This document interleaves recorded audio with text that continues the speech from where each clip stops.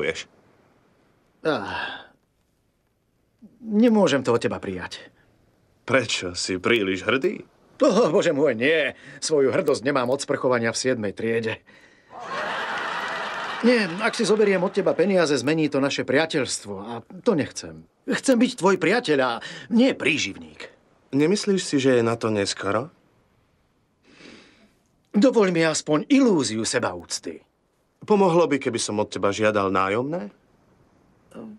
Vlastne áno. Dohodnuté. Super. Tento mesiac bude meškať. Nevadí. A možno aj budúci. Vďaka za výstrahu. Dobre, pôjdem sa radšej vysušiť.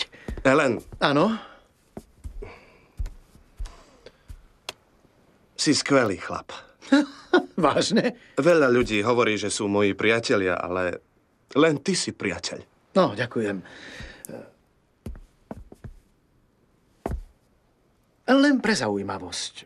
Keby som si vypýtal $100,000, ty by si mi ich dal? Samozrejme.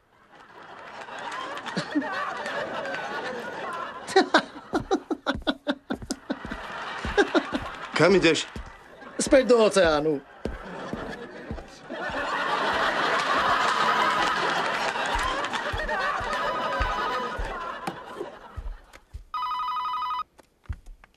Haló?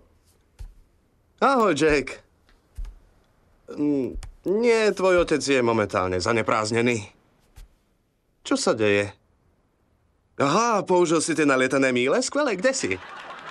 Nemám ani len tušenie.